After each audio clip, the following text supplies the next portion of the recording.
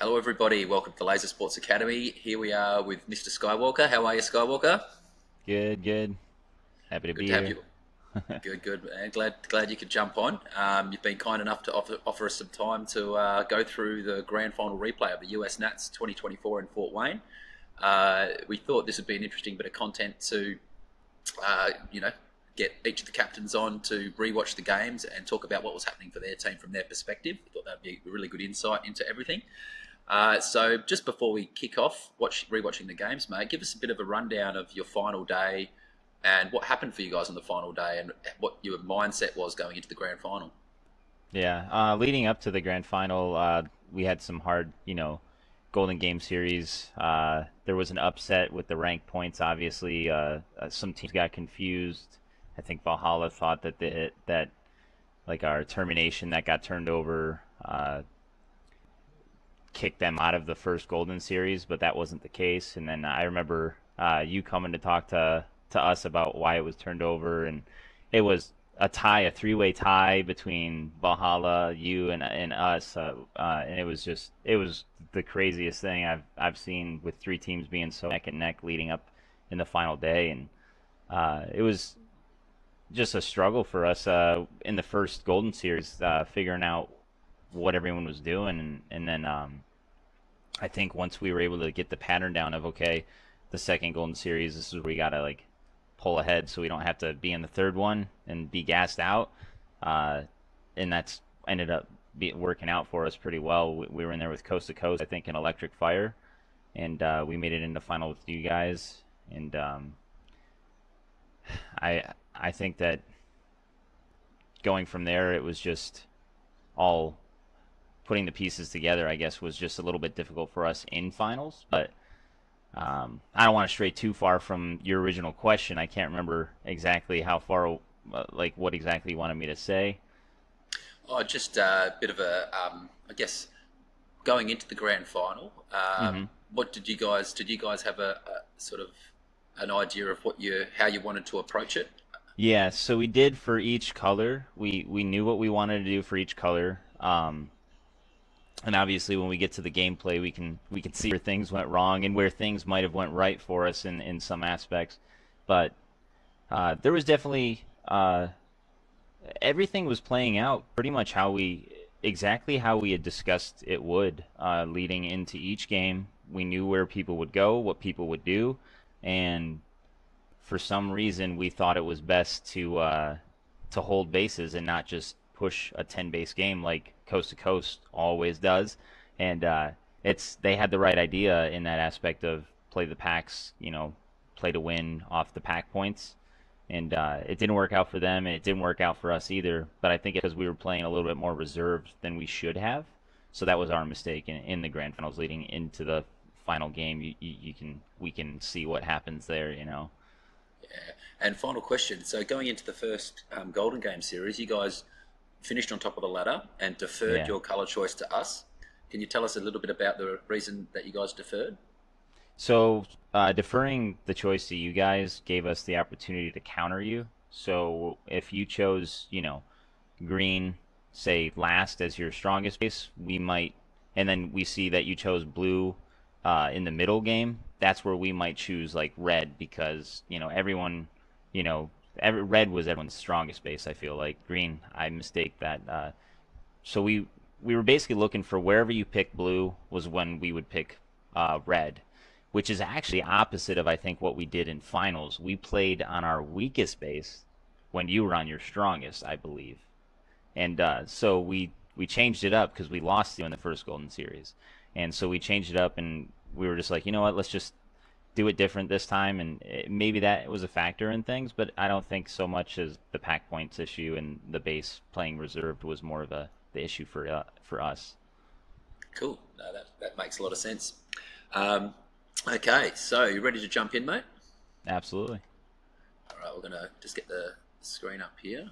Is there any like back noise from the fan or anything on my end? Or No, no? I can't hear anything. It's good. Okay.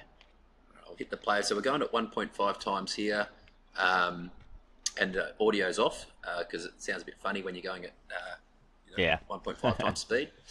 So I got to say, I said this in my discussion with Runt as well. The 1 minute start time grew on me over this course of the tournament. Like it's yeah, sometimes you might not get everything you need to say before the Yeah. first bell, and you get a chance to iron it out in I that minute.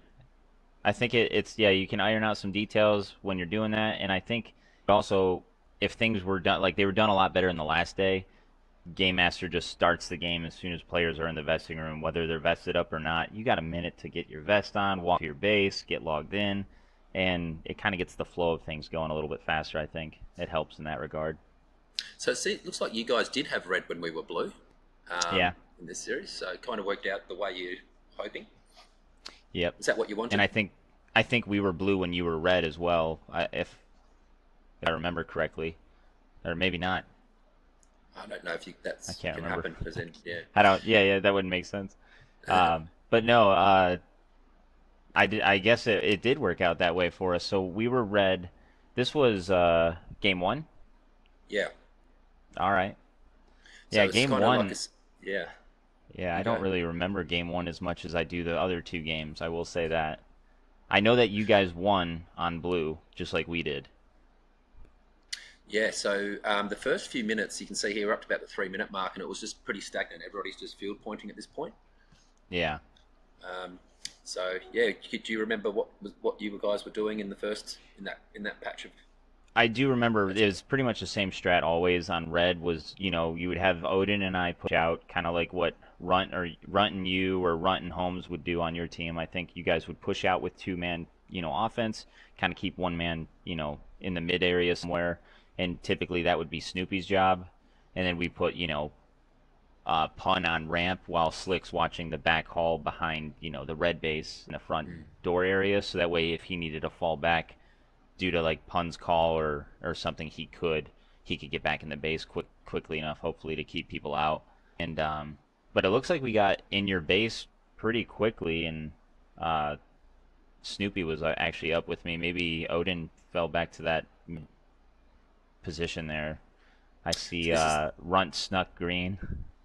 yeah, and Coast to Coast have come to you guys at this point. This is when they dumped and ended up at your base, Yeah. and then you guys push over to green and start taking their base. Yeah, I saw them from outside blue. I remember seeing them going to our base, and when they did that, I wanted to sneak over to their base really quickly and rotate it as fast as possible while they were taking ours. So that's what they always do. They always dump and go to someone's base, and I was just trying to play off that and then get back as fast as possible to communicate. I was more worried about you guys getting a base than coast to coast. Like if they get our base, I felt like we could make that up on pack points and everything else over their team. I mean, and we didn't target either team either. We just played strategically around what we thought people would do.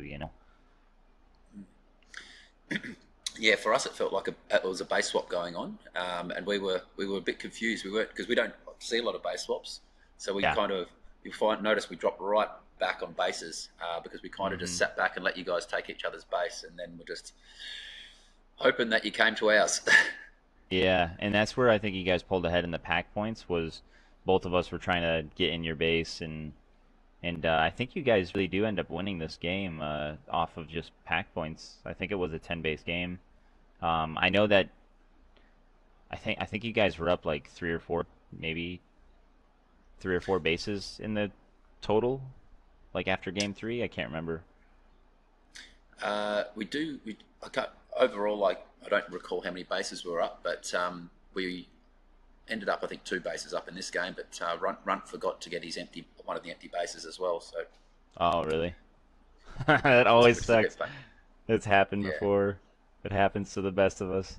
yeah, absolutely, absolutely. So I think here was like I was telling our team in Green Base that we needed to keep you guys out of our base. Or no, actually, I think I was telling you guys that Runt was the only one that had, and maybe I can't remember if I remember that Moomin had already had it. I don't know if I had seen him get it, but Slick was supposed to communicate with us that who got our base, but I think he had left before he could even see if you guys showed up.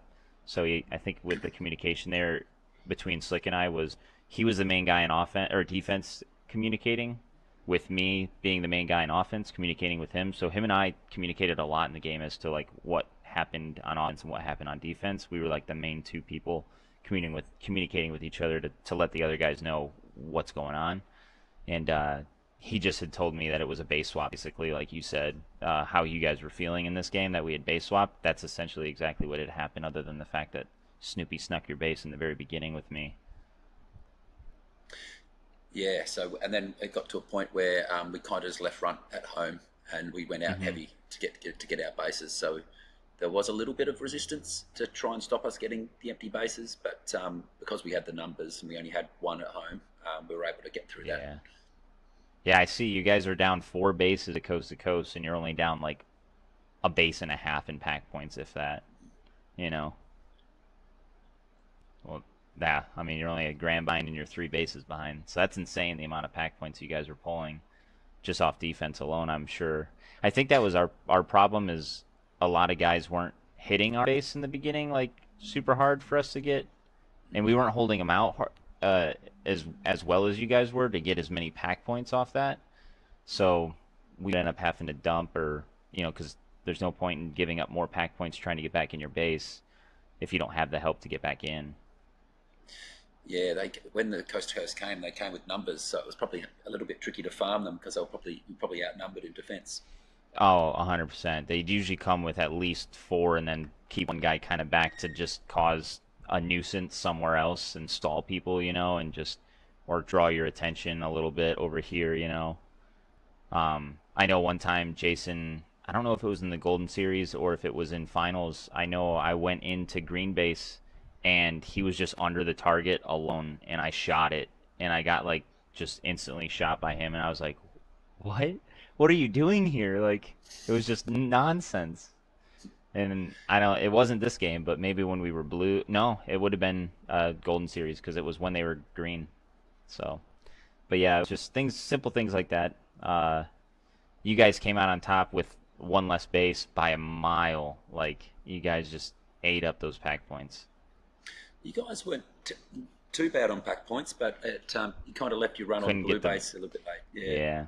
I didn't even get in blue base to get it, and I was trying. I don't know why we couldn't get in. I think it was just a cluster outside of the base, and you know how it is when that blue base is so difficult to get in when there's another team shooting you in the back.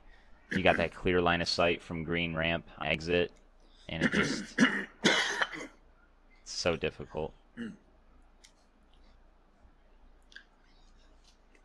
Sorry, I just I paused my mic and realised I've got 2 mics, so that all came through. No, you're good. I've got 2 mics to pause. All right, so we're going into game 2. Did you guys feel like you were behind in that first game? Oh yeah, 100%. I told them going into that game, I said we need to get to blue before Aurora gets the blue, and Odin was supposed to go with me. So this, you'll see what happens. I think I get in blue and I get shot out by either you or Runt, and I'm like, where? Like right here. I get shot out. Oh, that was Holmes. So Holmes shot me out. And I go. Sorry. Yeah, no, you're good. I just instantly went back to green, and I said, Odin? Where are you? Like, you're supposed to be with me. And then you see I come back with Slick, because I'm like, where the hell is Odin? And Slick, I was like, Slick, just come with me, because he's here and he's on the other side or something. And then you see Odin show up finally, and then one of us got, I think, and then I think I left them in the base, and I went back to green real quick, because Coast to Coast is just in our base. You guys are just shooting us in the back, outside, I think, here at this point. So you're down on bases again, but like, not for long. Yeah, we found it interesting that you guys chose to base swap, because the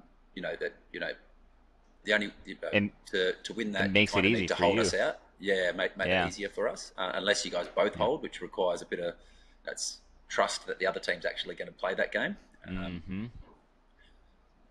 that's what we try to do in the final game, but it doesn't work out.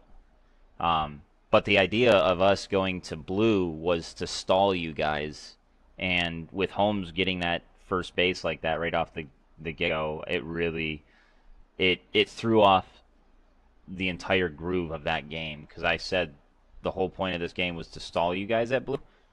Didn't matter if you guys went to our base because coast to coast would be there. So even if you did show up there, you would be stalling each other at our base.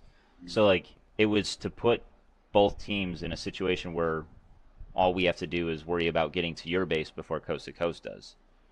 And that just didn't happen. Like you see, like coast to coast is already at your guys' base now, and then I guess we do get in, or Ace is inside your base. I guess we do get there before them. I didn't remember who got there first. It was so early in the game. It's 4 minutes in, and already they're rocking up to our base. It was there was a lot of time to play out. It's funny how like patient you guys played. You guys played very patiently, and it worked out for you guys because you're down by 10k, 12k to the other two teams, you know, and then you're able to just get those easy empty bases because both the other teams now are fighting over yours. So it was just like unfortunate for us. And then I think Odin got comped 3 times at your base this game. Because every time he went in, he just shot it. Yeah, he got 1-shot comped, then he got 1-shot comped again, and then he gets 2-shot comped. Or vice versa, in some way or order, he gets 4 denials in that base, and I don't think he ever gets it. It's one of the tricky things when you're trying to get a base in that much chaos, isn't it? It's like by default. Yeah. I mean, that's a lot of comps, but you know, you're probably going to cough up a few. Even the best teams are going to cough up a few when you've got you know, all 3 teams charging in. I had 10k pack points with 5 minutes left. What did I do the rest of the game? My goodness. That's insane. I'm rewatching this now, and I don't remember having that many points with 5 minutes left. You're killing it. I think actually, no. I think I did say something to Odin about that. I said I rewatched game 2, and I had 10k pack points with 5 minutes left and did nothing with it, I feel like, because I didn't position I kept trying to get my teammates in instead of just positioning myself to get pack points. Because if I would have just positioned myself, that would have been, I could have made up for a base alone in pack points, 3k in pack points, just with good positioning, you know. But I knew that all 4 of the other guys needed red. Who are you? I'm in red again. Yeah, there you are. Is that probably where you get a lot of your pack points, being inside a base? Inside the bases, absolutely. You can get so many points inside. I think I get more points inside than I do outside, because you'll notice, even if you look back at like the stats, I didn't have a higher tag, or when you do the tag ratio times the score ratio, what's that called? The DCR? GRC? GRC, yeah. Well, that, I never had like a higher GRC than Runt, because I was just constantly getting shot trying to get teammates in and stuff, cracking bases, and I'll just get shot over and over. But if you look at like the tag ratio, I might have even had like a lower tag ratio, but my average score was higher because I tagged so many more people on average, but I get tagged more than anybody, I feel like, because I don't care if I die, just as long as I get my team in, you know. Yeah, you got and you're always in the action. Yeah. One of the other things that probably might have hurt a little bit was you had Ace stay at green to hold us out. So when you were in trying to get red, you only had 4 people there. So you probably needed that extra number at the base to get the other players in. And Ace wasn't used to playing that role, but he did a really good job, honestly. He just wasn't used to playing a defensive role. And this is like his first tournament back in 8 years, I think. And he's always been an offensive player, never stuck back on D. But I mean, he assumed the role and he did a good job trying to, you know, keep you guys out. And someone has to do it. You know, you got to have those players that are willing to do those things. And he was more than happy to help us out in that regard. You know. But you see, Odin got another denial at red, and I think he ends up almost getting it again at the end, but gets denied one more time. I don't know who got the denials on him. Yeah. Wow. And that's where you guys just pulled ahead in the pack points by a lot at the end again. And I told the team, what were you going to say? I was just going to say, because there was so much time, like the dumps happened so early in this game. Yeah. There was just so much time. We just really could wait. We just waited and waited until you guys were all there, and then we started rolling the bases. Mm-hmm. So, yeah, we were able to really maximise the field points. Yeah. I told the team going into that third game, after this one, I knew for a fact. I said we got a golden base, and we have to keep them out of one base. Like it's either ours or coast to coast base. I said, but they cannot get a single base at ours or coast to coast. And I knew that going into the final game. I said we're down by 15 to 20K at least. I said we need 20K to win is what I said going in. And I can't remember if you know, but how much were we down by? Was it It was about that. It was 17 or something like that. 17 or something? Yeah. Yeah. And I just had that feeling of like I knew how many bases we missed the first game. Then I saw how many bases we missed the second game. Didn't know that Odin had gotten 4 shots denied on red. So that's 2K points I just didn't even know about. But I knew that we had to win by like 20K, and I told the guys we got to keep them out of our base or coast to coast. And I think while we were in the base is when we decided, all right, let's get to coast to coast base first, hold you guys out. And it wasn't until after finals that we realized that was our mistake, and we should have just forced a 10 base game right off the bat and tried to get you on pack points. But it was too late going into that final game, and we knew it, so we had to play that card of trying to keep you guys out.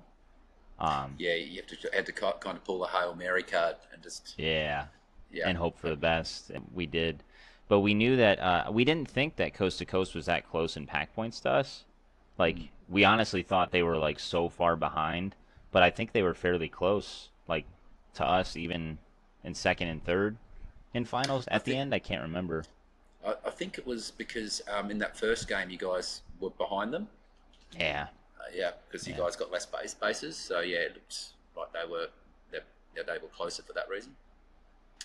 But yeah, we were going into this last game. We were like just knew that we had to. If we got 10 bases, it was going to be hard for you guys to be 20K up on field points. So that was our focus. Yeah.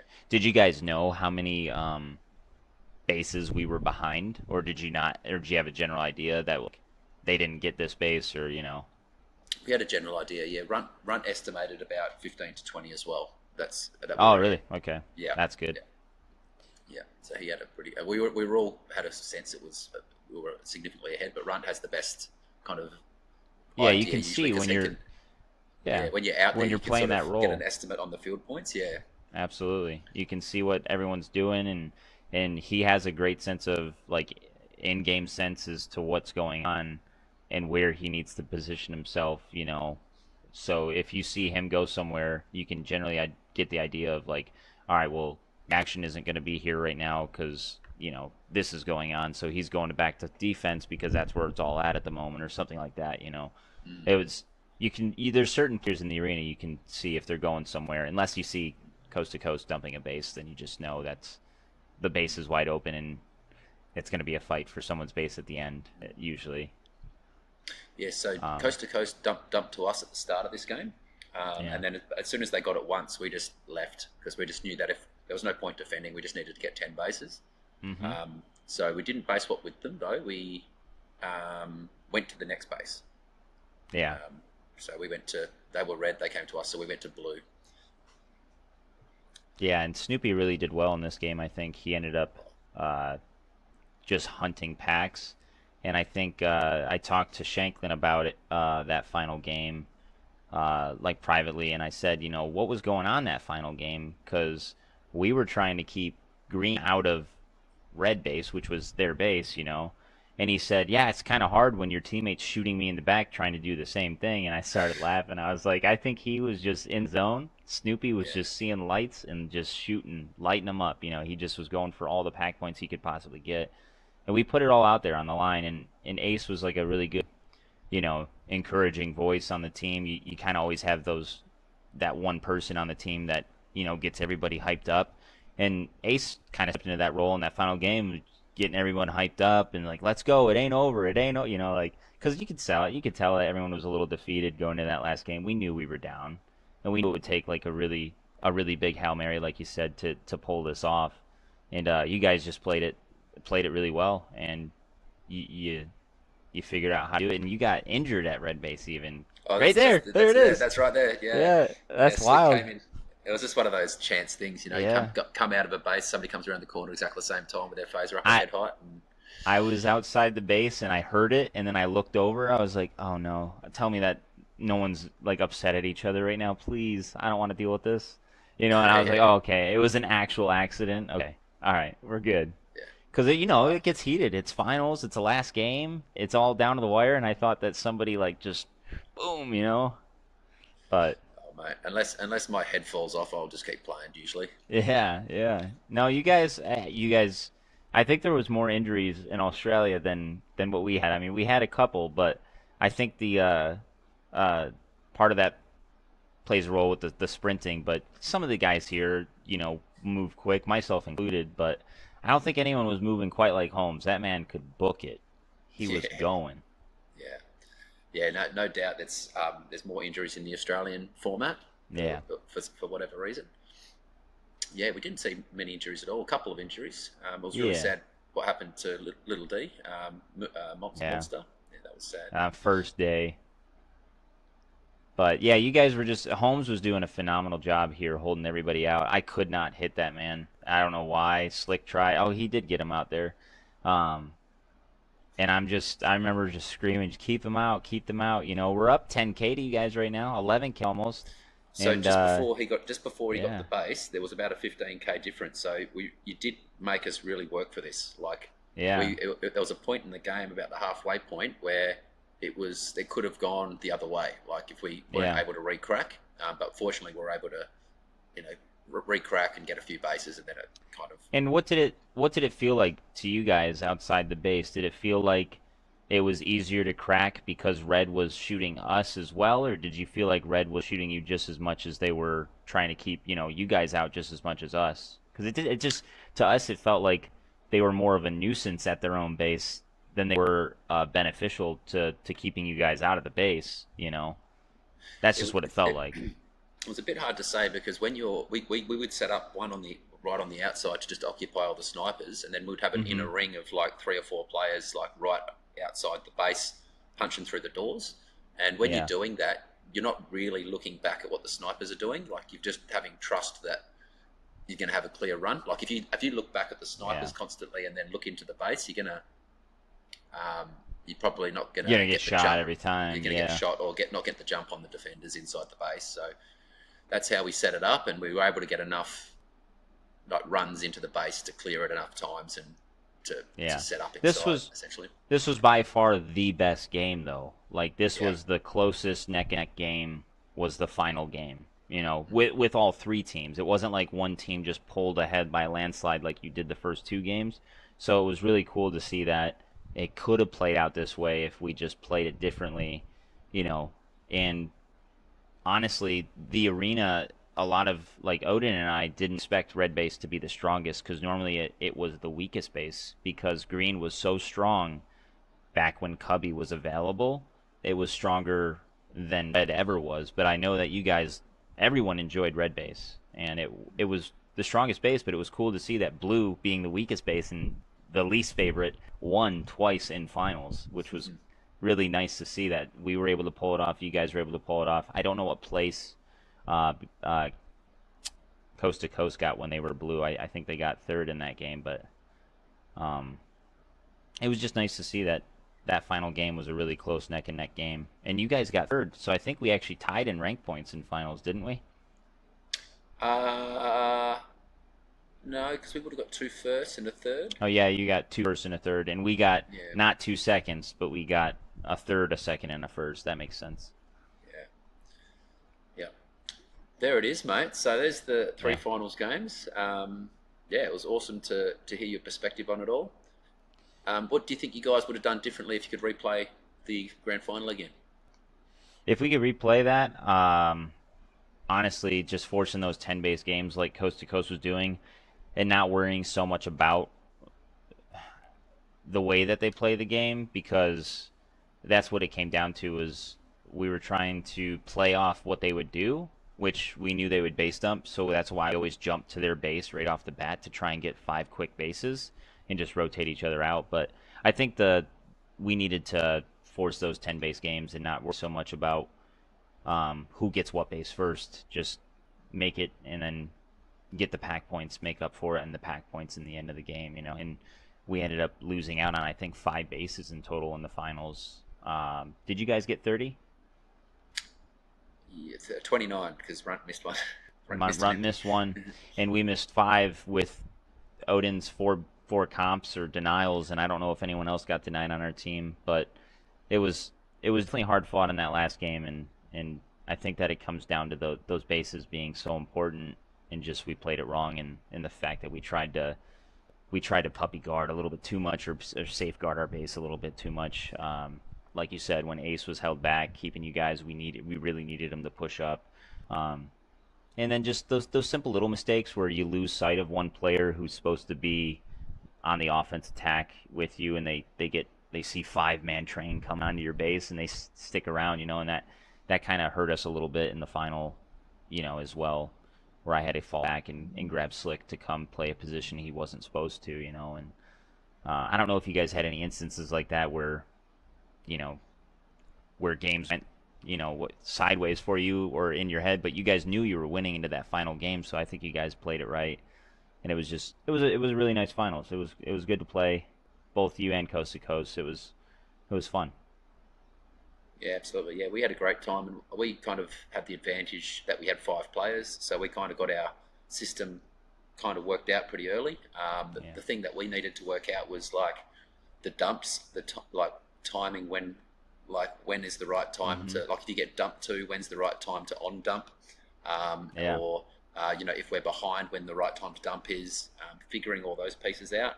And also we shifted from, instead of Runt making the calls to dump, he gave me the keys to the castle, so I was often a floating defender, and we had the advantage that we had kind of 4 players on our team who've all captained teams before, so we knew how to make calls, so it was fine. We could have 2 people in a game making a call, and it meant that Runt could stay just purely focused on getting points, and then he just gave me the keys to the castle to make a call to dump if we needed to. So we made that transition going into like the last day, and that was kind of the last piece that we needed, and then we kind of had our game together from there. Yeah, I mean, patience is a virtue. Really is key there. That's like your winning line, I think, because you guys were very patient and it paid off. And sometimes it doesn't always pay off. Being that patient, you can stall yourself out and not get bases, but you guys were able to crack those bases just fine. And sometimes they were just completely wide open because us coast to coast were fighting for your base, fighting each other for it. And I think that's what paid off. A little bit of that paid off for you in the end too. I don't know if it was luck or if it was just us not playing it smart, because we always went to coast base, where maybe we should have went to your base first, because we knew coast to coast would have been wide open unless you guys were to stall us, which never was the case, because we never did that. We never tried that strat, and maybe that would have been a better strat for us, looking back on it, Yeah, that's in our sort of decision matrix. That's how we would have played it. To reduce the risk. In a base swap situation, it's risky. Like, it can work, but you're relying on the other, what decisions the other team going to make, and it's always you're always in a tricky place when your strategy relies on another team making a decision that you works for you. So. Yeah. Normally you see at least one game in finals in Fort Wayne specifically become like a 1 or 2 base game per team. It never played out that way, which was very surprising to even me, because that's my home site. So seeing that, I think that just that little change at green base, having that cubby blocked off, changed the entire game and the way that it's played in our arena. And having coast to coast in finals, they really like the base. They really like to force those 10 base games. So yeah, I was going to say, like, they made the first move to dump in each game essentially. So I feel like we love playing the low base games, and I think all day we got 1. So we played the Golden Game Series and the Grand Final, 6 games total, and there was 1 game in the Golden Game Series that played out just standard. Other than that, it was dumps all day. So just so coast to coast, we're in all of those games. So they like to dump. It's their key move, man. Yeah, well, and now you know how to like. I look forward to talking to Archangel to get their mindset around it, and why they do it that way. It gets them to finals, so you can't fault them for that. They came from a little bit of a way back, and Valhalla paid the price for coast to coast doing their run. Yeah. It was Cool, mate. Well, unfortunate for them, but it was good to have coast to coast in there. Either way, it was a fun final. So yeah, that definitely was. And yeah, I just want to thank you again for putting on such a great comp, mate, along with Elias and Invalid and all the other volunteers and that you had. We just had the best time. Yeah, we all said it's going to go down as one of our favourite tournaments of all time. awesome. So much more Happy to relaxed hear that. than Australia. You know, Australia's great, got a lot of teams, high Yeah. quality teams, all that stuff. But I don't know, the welcoming nature of the players and just how relaxed the comp is, and it's just it's just the it was a beautiful, so good to pick it, like experience a new style of game as well with all Yeah. the dodging, the one shot per second, and the way you guys play. It was a real experience. So I Yeah. really A hope I lot can of you get back guys again. picked it up.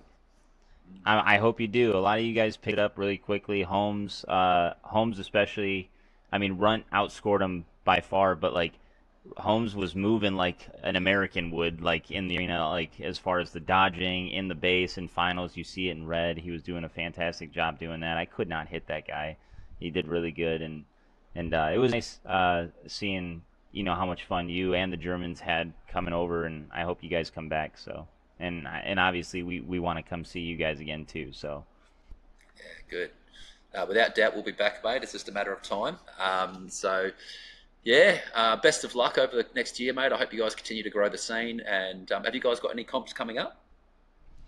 we have one locally. It's kind of local. It's only an hour and a half away in Toledo, Ohio. It's a smaller place called QZAR, and which is another laser tag system, but it has it's just kept the name QZAR, and it has zone equipment inside. So we're going to be playing in a Helios Pro tournament ran by Tyson, which was, I can't remember what his alias was at the tournament because he's changed it so many. Limbo. He was on one of the teams. I can't remember their name. Right, Saints. Yeah, the Saints team. He's the site owner at QZAR, and he'll be running a small tournament in October coming up. So we're hoping to get Twinkle's help on the scoreboard over there. I already reached out to him, and hopefully we have a tournament, a good showing there. I'm expecting at least 5 to 7 teams. Hopefully that would be nice, just since it's a smaller tournament. But either way, maybe we'll run quads, or maybe he'll stick with fives. I don't know. We'll see. Yeah. What are you playing on there? Helios Pro. And we just gotta fix the doorways at that site, because they're like, what the zone gates look like. You know how they come up like this, and they're like arched, and then they're like at like a 70-degree angle or something like that. So we gotta like cut them straight up, because yeah, as you're coming in the base, you hit your shoulder or your head on the wall trying to get out of a base. So we gotta fix the entrances and exits. So Yeah, cool. Oh, is it potentially a Nats arena down the track once you've picked a few things? I don't think so. It's just I'd say you think like back to Fort Wayne being like a smaller arena. It's very fun to play, but it's very small, and then take about 2,000 square feet away from that, and that's QZAR. So it's like you come out of your base at red and you have a line of sight to green base, and same with blue. Like you come out of your base at blue and you have a line of sight to green base. So green base is in the middle there, and then blue and red are on the same side where green is on that side. It's like a rectangular arena, very symmetrical. Everything's very symmetrical, with green base being the only thing that's a little bit different because it's in the middle. So they're mirrored bases, which is cool. They have different entrances, but I wouldn't say maybe. I mean, it really depends on how people like it. We've ran a few comps there before in the past. I've ran a few things there, but I've never gotten more than 6 or 7 teams to show up, and everyone has a good time because they love laser tag. But it's a very small arena, so it's hard to say if it would ever become a Nats spot. I do have a question for you. Sure. I'm not sure when this actual content's going to complete or not. I'm just going to keep recording it. This Sure, might yeah. not all go in there, but You'll have to. You can cut out whatever you need to cut out. yeah, cool. I thought that red base at Fort Wayne was probably one off, if not the best bases I've ever played. Yeah. So I was going to ask you whether you'd be open to just the interior of the base, not like all the walls on the outside, but measuring the dimensions of it, so we can Absolutely. on the Laser Sports Academy, we want to start collecting like a database of like the best bases. So Yeah. one day we can create arenas made of the best bases we've ever played. Some of the best bases. Yeah, that's absolutely. I would love that to see that come to life somewhere else than outside of our arena. Um, yeah, I can send that over anytime. I can get dimensions for you Wednesday. Like the next time I work. Wicked. So, um, Wicked. yeah, just anytime you guys need anything, just always feel free to reach out, and I'd be happy to help. So, Wonderful. Thanks, mate. Really appreciate it. hmm All right, Skywalker, thanks so much for jumping on, mate. You've had a big day. It's time to go put your feet up and relax. yes, time to go eat some dinner. Yeah. All right. Well, thank you for joining us, mate, and we look forward to seeing you again on the channel. Absolutely, you too.